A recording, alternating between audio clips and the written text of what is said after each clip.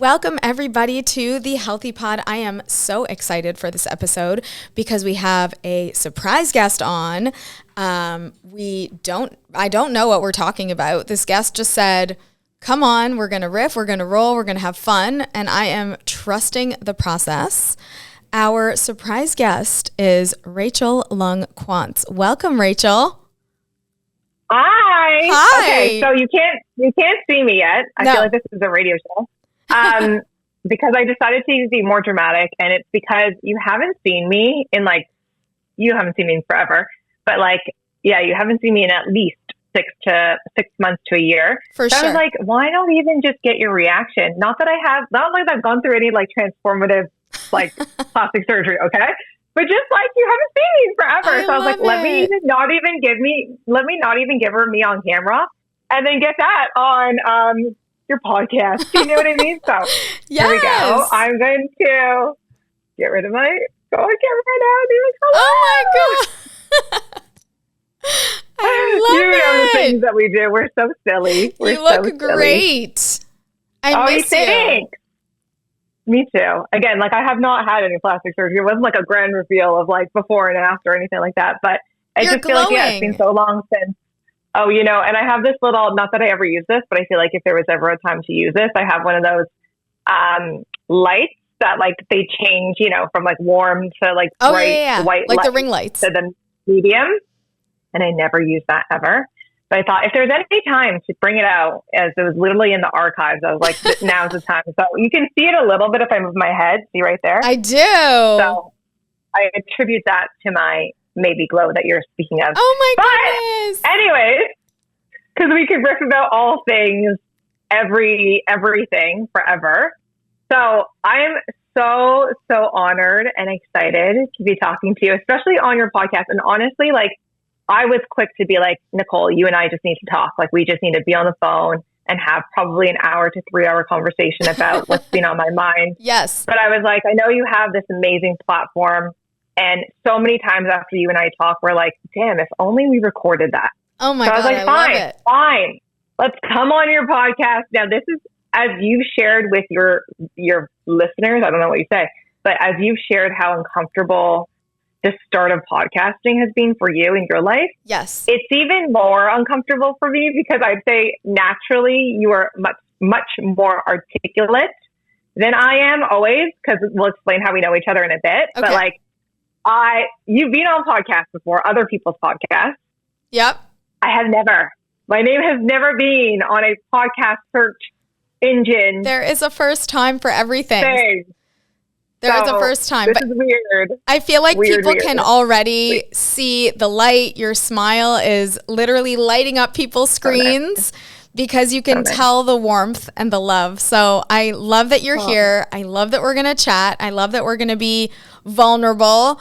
I also love that Rachel, and we'll tell you again where the whole background comes from, but she's been on her own health and wellness journey. She's been on a lot of different waves and cycles of the change curve as of late. So she has a lot of amazing insights. And this girl is inspiring. So honestly, just keep sharing what it is you do and who you are. And I'm so excited to chat with you. Okay. So you have no idea what I'm bringing to this. I have no idea, hour. guys. I'm actually inside, I'm freaking out. Outside, maybe I look a little bit more composed. And it's so funny because the moment you said yes to being able to say, yeah, I can book some studio time for us, you were like, what can I do to prepare? And I was like, literally nothing, because I think that would defeat the purpose. But it also then puts a little bit of pressure on me because not that I put together any preparation script or anything. Literally, you can see my notes in front of me. It's literally a couple bullet points, oh my God. A little bit of thinking. But I'm also willing to just see where this goes. So, okay, here we go. I did share a few teasers on social, which I feel were quite emotionally charged. And I think people that we used to work with, and we'll talk again about how we know each other in a second, I think they think we're going to spill the tea and blow stuff up. Oh, I'm ready. And it to be an expose. But that is not the intent. The intent is literally for you and I to share how we know each other, which is mainly through a work dynamic. And then talk about our personal journeys in corporate and how it's impacted us, because how you might be thinking, how does this relate to the Healthy Pod? You know, you've shared that your mission for the Healthy Pod is sharing all things to help people through health, wellness. I wrote it down here. I didn't want to get it wrong. Hold on. Health, wellness, fitness. There's one more. What is it? Probably mental health. Nutrition and mental health. Yeah. And corporate is so much of, well, not, sorry, and I shouldn't say corporate, it's just that's our experience, but work is so much of that, because it's at least for every single person in the world, if you're working 40 hours of your work week at least. And so I think with your mission being to help people through that, and then work being a huge thing we all have to encounter, how you actually make sure that at the end of the day, your health, wellness, fitness, and mental health are actually prioritized. Yes. Through overcoming whatever work could be, I think is the topic that I want to talk to you about, because we've been through such a journey. So I think it's related to Healthy Pod, can be suitable for your platform. Yay. And obviously that's kind of like the topic. And so I think we should probably segue into how we know each other then. Yes. So we've known each other. I'm not really good at doing mental math. Over 10 years now. 100%. For sure over 10 years, I think. We started working, and we don't even need to name companies, but we've always worked corporate marketing. We worked for like big, I know you're better at always detailing the type of companies we worked for, like, I don't know, are they called like Fortune 500, like revenue of like the billions? I don't know how you like classify them. Top companies in the consumer packaged goods space, the ones that you would probably just think of at the top of your mind. That's kind of the background that we have. So we worked in corporate consumer packaged goods together. We worked in corporate quick serve restaurants together. So your fave restaurants that you go to for fast food, and even did like maybe a mini stint in our corporate fitness world together as well. So lots and lots of meaningful, incredible moments together of growth, of challenge, of joy and happiness and pride and all the things. Yeah. And I want to share that because I think that's important context for everyone to hear, because again, I think sometimes, not that the caliber was so amazing and so top tier and like a Procter and Gamble, oh my goodness, but it also isn't like a small potatoes mom and pop shop. Like, and again, not that the experience is not the same depending on where you are, but I think it just also gives maybe a bit more context to where we're coming from. So we basically worked, like, Nicole was always my boss. You'll never say that, but you were always my boss. You're always obviously more senior than I was. And I literally rose through the ranks through Nicole. Like, I started out on Nicole's team, always saw her from afar. We'll get into that probably later. Then I got the opportunity to join her team. Then literally it was like as if someone had given me, I had wings and someone had finally like unloosened the wings to be able to allow me to like fly. That's how I feel under your leadership. And then I literally started flying. Not to say that flying was easy. Like, of course I like stumbled and I fell but then at one point I was literally flying, feeling free and flying. And that I would honestly always look upon that experience as like the heydays. I'd be like, that was the best time in my career. I felt the best. I felt like it was the best for the company. It was a win, win, win, win all around. You were feeling great as a mentor. Like everyone who was part of it was feeling good. And then we've separated since, because you moved on out of corporate. I stayed in corporate. I'm still technically today in corporate marketing. Corporate marketing, just very quickly, in case people are like, what the heck is that? It's basically, we specifically were always in marketing communications / brand management. So having to, one, start off being like CEO, I'm sure you've already described this to your viewers. I'm sure you have, because I've listened to your podcast, but like CEO of a brand. So someone could stop you, likely the CEO of the company, in the elevator and say, what's your brand doing right now from a profit perspective? And if not, what's holding it back from creating that much profit? So there's that brand management side of it, where you're talking to supply chain, demand planning, finance, insights, all the things. Whole thing. And then the whole thing, the whole gamut. And then us specifically, we loved marketing communications. So that's more like advertising. So representing our brands, but basically being the liaison of an agent or of our company coming to us saying we want to launch X product. We would then brief in our advertising agencies and say, we want X product to do whatever. Then basically go through the whole creative process with them, review, go to a shoot, make sure that it was very creative, make sure it gets the results. So that's, if anyone's wondering, I was thinking maybe they're like, what the heck did they actually do when they keep saying corporate marketing? Yes. Well, it's really just developing a brand as it were a person. So what is the personality of the brand? What does the brand look like? If you closed your eyes and envisioned a celebrity, for example, who would that brand be? So we really set the vision, mission, strategies of the brand, and then we would strategically and tactically articulate that down the chain. So it was the heyday. I loved it so much. And for as much as, Rachel talked about wings and flying, like I felt the same way because I had been put in this position to lead this big team, head of marketing, and I felt this imposter syndrome that I've talked about, but Rachel gave me the confidence. And so she was always my right-hand person. We talked about everything strategically and creatively together. And we kind of, I feel like, gave each other confidence to kind of flourish in the roles. So I loved every moment of it. Yeah, it's so nice to hear you say that because obviously I'd hoped that was the case, and you have told me that in the past, but it's always nice to hear it because I think there is such a mutual, like symbiotic, like beautiful dependency we had on each other without it being like actually dependent. Yeah. But it was just, it worked. Like it yanged, it just worked. 100%. Okay, so talking about where we came from, how we know each other, that experience. Oh, I wanted to say one thing that was on my brain, and now I will say it because I remember. It's so funny, even the way that I described what we do or what we used to do to the way you described it, because I feel like that already gives people who are listening a sense of like, sometimes I'm more of like the rambler, which is totally fine, but you are more the like succinct, let me now just at a bird's eye view encapsulate that quickly. That's funny. And that's literally been our dynamic always. It's true. Like, in front of agencies, in front of and that's why I'll always be like, yeah, it's so funny that like I was always more the executioner versus you are more the visionary, which I love. I think you are strategic though. Great. Like I think the thing is we all have this fear of what we aren't. We aren't good enough here. We aren't good enough there. And the thing that I would always share with you is like you are so strategic. You're one of the most brilliant strategic minds I've ever met. And I feel like you don't give yourself enough credit for that. You say you're tactical, but you're anything but. Like you have thought of strategies for brands that didn't even exist. And so it's honestly like one of your superpowers. And I know we would talk about superpowers a lot on our team or in any facet of our career spans.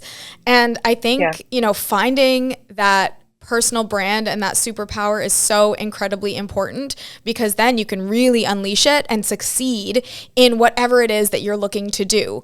And I think, if you close your eyes and you think about what is your perfect job, your perfect role, how does it make you feel? Where are you? What do you hear? What are the sights? What are the sounds? What are the connections? Who is the community? I think that is really what can help you open your eyes to finding your professional purpose in kind of the world.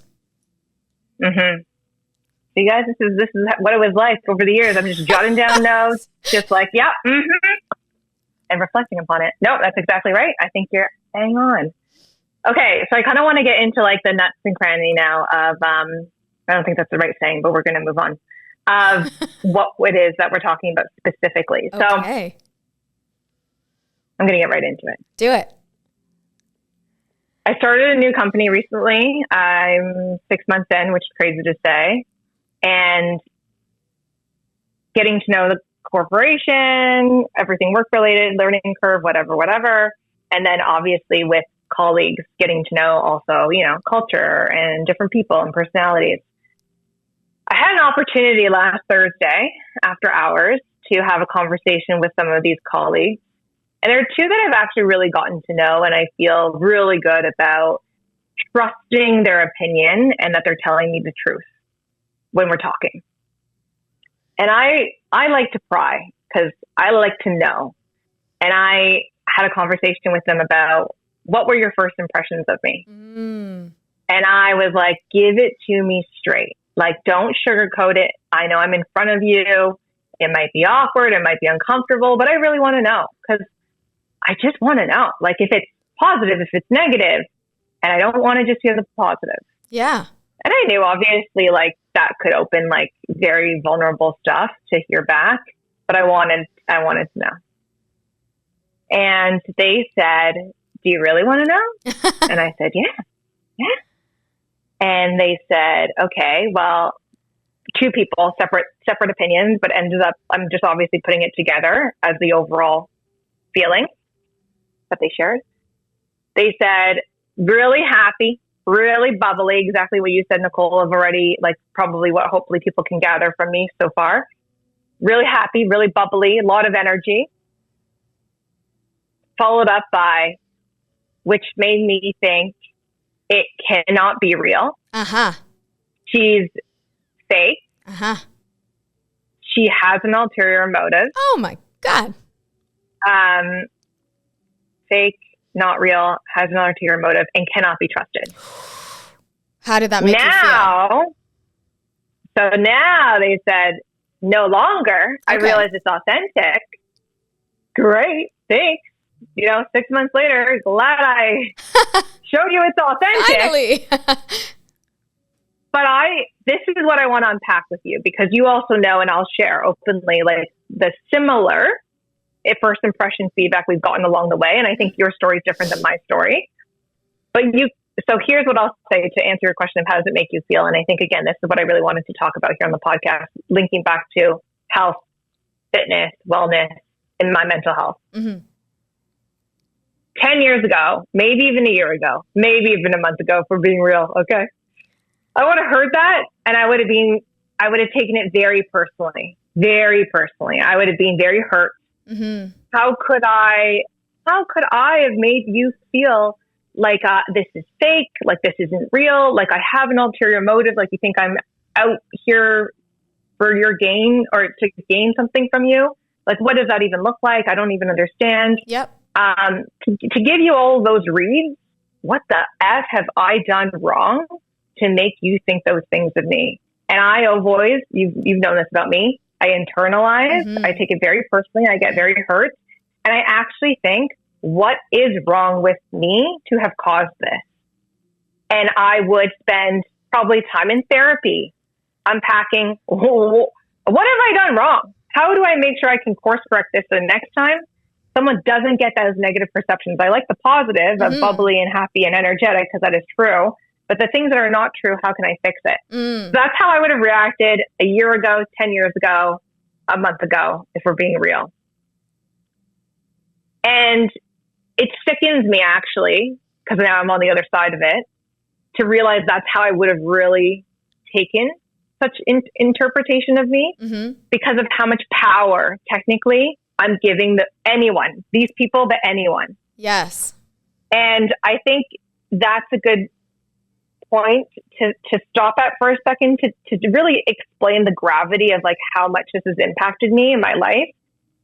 In a previous company, so you know the story because you were there, and I think it even happens whenever anyone gets fired. It's the same sort of feeling of like, wow, the person who's in power was able to fire me. Oh my goodness, something must be wrong with me because I couldn't cut it here. And they're saying to me, we don't want you. Like, that's essentially how I'm interpreting this information.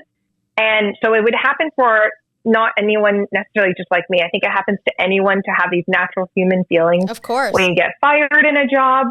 I think specifically the example I was going to bring up was at my previous employer where I worked at with you. Someone told me to tone down my happy. They're like, let me give you some feedback. They're like, come. They're like, if you want to be successful here, you have to tone down your happy. Word for word. I like literally cannot forget that verbatim. And I remember being like, wait, what? And they're like, yeah, like you don't include exclamation marks in emails. God forbid you ever sent an exclamation mark to our president in an email. It would be like suicide from a corporate perspective in this company. You'd be out the door. This is not how we talk here. The atmosphere is very tense and stressed, and we actually like it that way. Like, we don't want people to come in here and try to make small talk and break the ice and anything like that. Keep that all to yourself and tone down you're happy. And that really threw me because I was working for a really prestigious company that you and I worked really hard to get into. And when that happened, I remember thinking to myself, wow, I'm trying to prove myself here. And if this is what it takes to prove myself here, then maybe I don't have what it takes. And it really threw me for a little bit of a existential crisis. Who am I? I really felt easily susceptible to burnout. You can just see, like, I'm trying to paint this picture because you can just see the negative domino effect that can occur. You can almost hear it in the tone of voice that you're using now versus before when we were chatting about other things, right? Like, you can hear the deflation. Really? Yeah. Yeah. Oh God, that's so depressing. But it's such a learning because you said you've come out on the other side. So what was that thing that helped you turn it around? Okay. Huge. Huge. Okay. I really feel like it's like the secrets to life. And I'm like, I'm so excited. And some people gatekeep, but you and I are not gatekeepers. No, we're not going to gatekeep this. You and I are very much like, if we learn something that helped us, why not share it with the world? Because if I was to die today and I'm the only one with this amazing information. Yeah, heaven forbid. But like, that's so selfish. Like, what did you have to gain? And guys, I don't know what she's about to say. So I am like waiting with bated breath, starting to sweat. On the edge of your seat. Literally. Oh my God, really? Yeah. Oh, wow. That's power. Wait, before you say anything, let's hear a word from our sponsors. Okay. And we're back. And Rachel is about to reveal the thing that changed everything in her perspective. Look how dramatic we are. I love it. The drama. This is why we like reality TV too, guys. Not that we are reality TV stars, but that's why we enjoy watching TV. Okay. I'm just trying to think of like how to say this in the most concise way. Okay. I need to quickly give you an example, and then I will go into what it is. Let's do it. Okay. The quick other example, because I think some people who maybe didn't have this experience at work or maybe have never been fired might not relate. So I want to show it's relatable to all, that the secret will help with all. Okay. Is another way this manifested for myself, this feeling of taking things too personally, was also through friends that for some reason did not seem to like me. So if I encountered a friend and I'm myself, I'm just fully myself. What you see is what you get. I'm doing all that I can to be nice. Also, like, I want you to be my friend. So like, I'm going to like, be overtly nice. Like, I want to be your friend.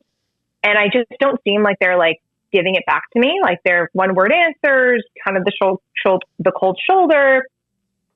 I'm like, oh, what have I done? Same thing, right? Same inwards. What have I done to ever piss you off? Did you hear me talk smack about you behind your back? Like, that's never happened. Like, what is it that makes me feel like I'm getting not a version of you that is the version that I would like to receive, which is, you embracing me and loving me as I would hope based on what I'm putting out there. Like, if I'm giving you A, why is A not coming back? Right? That's really irked me for many years with many friends. So the solve is for all those things. The solve is I was actually listening to, I want to make sure I'm not butchering his name, but I think it was David Goggins motivational speech on YouTube. It's amazing. There's nothing that pumps me up more when you're at the gym to work out than a little motivational speech. And we're going to link it in the episode, just so you know. Sure, for sure. And what's so interesting is he's a little bit rah-rah and could be a little bit extreme and a little macho and a little alpha.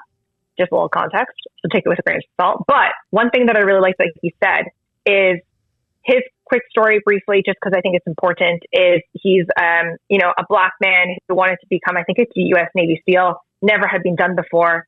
He went to the administrative office to sign up, and the administrative guy who was working happened to be black as well. David Goggins goes, I want to become the first U.S. Navy SEAL who is black. The black administrative assistant said, yo, let me be real with you. This doesn't happen. This is not going to happen for people like us. David Goggins walked out and was like, if I let that guy get to my head, I would never become what I became, which he proved to everyone was the first Black U.S. Navy SEAL. Amazing. Wow. Then he was on the podcast and the guy's like, okay, you're saying that one of the reasons why you got so much success in your life is becoming a U.S. Navy SEAL and becoming this hardened, amazing, goal-oriented guy is because you didn't listen to what anyone else thought. You didn't care about what people think. Mm-hmm. But the podcast guy was like, and I'm so glad he pushed. He was like, but what if it's your wife? What if it's your child telling you kind of like, yeah, dad, don't do that. Like, it's your child. It's right. Your husband. It's your wife. Like, those are people you maybe should, you got to listen to someone, right? Yeah. And he was like, this unlocked it for me. He goes, I would ask in this scenario, my wife, I would ask myself, is she someone who I know believes and supports me? Believes and supports me. Because if I know her intention is truly, she's someone who lifts me up, wants the best for me, sees my potential, then I will take what she's saying probably with, okay, there's something to consider here. But many people, one, they maybe don't really truly believe, support you, and even know you to that extent to want that for you. Mm-hmm. Or two, they maybe don't believe, love, support themselves, right? In that example with a Black administrative assistant, like it's maybe not that he meant ill intent for David Goggins to say, dude, don't do it. Like he probably was trying to help actually. It was his own fear. If he doesn't believe in that himself, then of course it's going to seem like out of the plausible realm of things that could actually ever occur in his life, and then projecting it onto this guy's life. And so when he said that, of like, you got to know who you're dealing with, of one, do they really want the best for you? But then do they even want the best for themselves is an indication of that, because you can't really suss out if someone really wants the best for you. It's hard. But through the life that they live, through the actions that they live, through the way that they think about themselves, those are all indicators of, is this someone you almost pseudo respect? You almost pseudo can say, yeah, you got something here that I should listen to. Right. And I think it's interesting because even in family dynamics, you take it for granted because you're like, we're blood. Of course you have my best interest in mind. And again, maybe it's not even intentional and conscious. But many times in a family, it's common that people haven't done the work themselves, yes. No matter who they are, your mom, your sister, So it doesn't actually even matter that blood related element. It's more like, who are they and what work have they done? Okay, I'm going to pause there. Whoa. Okay, I feel like my mind is blown. There is a lot to unpack. One of the first things I wanted to share was as you were kind of talking about how other people's perspectives impacted you and almost like dimmed your light. I can connect to that so deeply, and I think you know that. The first thing that came to my mind was Mel Robbins' new book, Let 'Em. And so there's this whole let them theory where, you know, if they don't believe, let them, because I believe in myself. And, you know, if they're, you know, thinking a certain thing, like, you know, she's happy, she's this, she's that, but that's fake, let them, because you know your truth. So that was the first thing that I thought. And then as you started talking about, you know, the people who care, you know, your husband, my husband, or my kids, of course they care. So I think it's the right question to ask is the feedback I'm getting for someone who wants to lift me up and prop me up?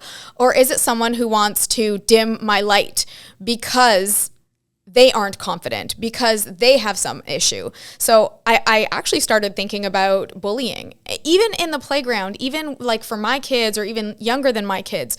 What I always used to tell my kids is like, if someone is bullying you or saying mean things, that's not because those things are actually true about you. That's because they probably have a self-esteem issue or something's going on in their life and they're projecting that negativity onto you. So I always say, you know, don't let that person who is probably really down on themselves, really negative, has no self-esteem, impact your light. And so I recall these conversations and, you know, I remember saying to Rachel, like, I perceived it as real. Like I remember the happy, and I told her, never tone down your happy. Never tone down who you are, because it's real and it's perfectly imperfect and it is who you are. And the reason she's so successful today is because she never did dim her light, right? So, you have to get those people. I love the advice that Rachel has given of get the people who they're believers in you. They want to prop you up. They want to propel you to greatness. And that's who you should be listening to. Everyone else, let them. Just let them. Roll off your back. Yeah. And I love that insight has sparked such a change in you, because, you really have in the past, I think, cared about what your friends would perceive you as, or, why am I giving A? This person's not giving A. I just don't understand it. But having the power to release the feeling of why aren't they, and to just let them, can make you flourish even more. So I just want to say, I am so happy for you and proud of you that you have come all the way to this next place in your life, in your new chapter of saying, I'm going to shine bright, and no one's going to dim that. And of course, I'm going to listen to those that, care for me. And I truly know that their intentions are best. But those that I kind of feel somewhat iffy on, their intentions, their background, their own story, and if they're projecting that on me, I'm not sure if I'm going to take their advice or guidance. That's exactly it. It's the whole meme I want to do right now. Like, preach. Yes. Because, I'm 34 this year, and it's taken me 34 years, over 13 years in corporate, over 10 years in corporate. I don't even know, maybe 10 to 13 years. I don't know. To figure this shit out. And honestly, it's really taken me through depressive spouts, lots of therapy. I always thought it was my problem. I was always how come I can't cut it? And that's in a corporate setting or a work setting. But then even with friends, you're like, why am I so, you make yourself feel small as a result, versus feeling like, again, there's a room for you in the playground, and being able to embrace that and feel empowered. I think a lot of times, even if I think about feedback I've received over the years, when I would explain these situations to people, they'd be like, oh, they're just jealous. But that never worked for me to actually believe that to be true, because I don't think thinking someone is jealous is also necessarily always right and always the case. Right. So that's why for me, when it's more this unlock of how do you think through actions maybe that you've seen in the past, they've been towards you, of truly lifting, supporting you, believing in you? Because it's usually the people like you and I are a great testament to this. I'd say you're someone who saw my potential before I even saw it in myself. Aww. Therefore, I know for sure. Therefore, I know you knew I was worthy of being promoted before I knew I was worthy of even wanting to be promoted. Therefore, I knew you have the best interest for me. You're not going to sabotage my career. You're I knew, because you're open about it, and your actions also followed the talk. It wasn't just talk. Yeah. And it's those people, it's again, take it out of a work setting. It's people who they believe in you when you're talking to them, and they're like, you can become an entrepreneur, Nicole. 100%. Don't be scared. If anyone can do it, it's you. When you hear those things from those people, and then it's probably an indication of how they even talk to themselves. They probably don't put themselves down. They probably are in the morning, giving themselves those positive affirmations because they believe it, because that's what they also want for themselves. And so to answer your question, and I know we got to wrap up because I know we don't have that much time together, but when you said, how do you view it now? The first impressions conversation you had with your colleagues. So I knew how I used to interpret it. And in fact, I was so proud of myself because, and I'm proud to be able to say that, because I realized how differently I acted today in hearing that feedback, which was honestly their loss to not know and trust that what they're getting from me, Rachel Lung, is indeed happy, real, genuine energy. And the fact that they think that's something else, what a loss for you to then not ever accept me. Yeah. And what is their loss to never accept me, embrace me? Because then you're always seeing basically, again, B, when I'm giving you A, but that's not my problem. you're going to go about your whole world thinking I'm B, but I'm really giving you A, and you're just never going to see it. Like, I'm kind of sad for you that you'll never see A. I love it. And you'll always see B. And not only is it like your loss, like I don't mean it in a like you're worse off than me. I don't mean it in a inferior way at all. It's just what a indication and a neutral observance of you're on B and I'm on A. And this colleague, one of them, he goes, maybe I can give you some advice. Maybe you can treat it like dating. So maybe like instead of giving everyone your energy, date one, give a little, then give a little bit more, date 2, then give a little bit more, date 3. And you know what I said? I said, I respect that feedback. And I think that works for certain personalities, maybe the personalities that aren't as open from day one, but I am really proud and always want to be this, all of me from day one. And maybe that's once you get to know me a little bit more, a mix of, because I had thyroid cancer in 2016 and I'm totally fine now. I'm really always been a go big or go home type of gal. I've always known that not tomorrow is guaranteed.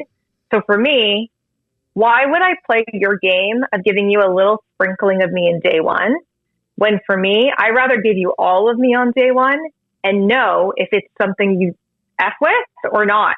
Because if it's not, I'm not wasting my time. Like, who am I? Who are you? 100%. Why would you waste your time? Because you know time is precious. Yeah. And who are you to also be someone that I need to like cater to and give you it in your however much you can handle? Mm-hmm. Like, so I think that insight is really incredible, because I think what Rachel mentioned was that she went through a moment in her life of extreme worry and hardship. She had thyroid cancer. She is a survivor. And coming out of that, there were life lessons about being your authentic self, life lessons about not taking things for granted, life lessons about being happy in the moment when you're healthy and thriving and enjoying. And I think the other key piece, hopefully to people who are listening is, take a pause before making up your mind about someone or judging or any of that about their backstory, their history. When you hear someone honking their horn and some people say, oh my God, what an asshole. And then other people are like, what if they're in an emergency and they're rushing to a hospital? What if, right? So we don't know the backstory. And, it helps us understand people more, which is why I'm so grateful Rachel shared, but always have that moment of reflection of, maybe I don't know their whole story, but they're probably showing up as their authentic selves, right? So I think that's such an important insight. That is huge. I feel like we could go on for 100 years. I know. And I just want to make it really clear, like, we're also not saying that any of those people are, again, also like negative or at all like not right in there. It's just as exactly what you're saying. They had something that happened in their lives, I'm sure, that made them think, don't give everything all at once, which totally justifiable, 100%. Makes sense to them. It's just, therefore, what exactly what you're dealing with in terms of not being on the same sort of viewpoint of life. Yeah. And now at least, versus like trying to crack each other and figure it out.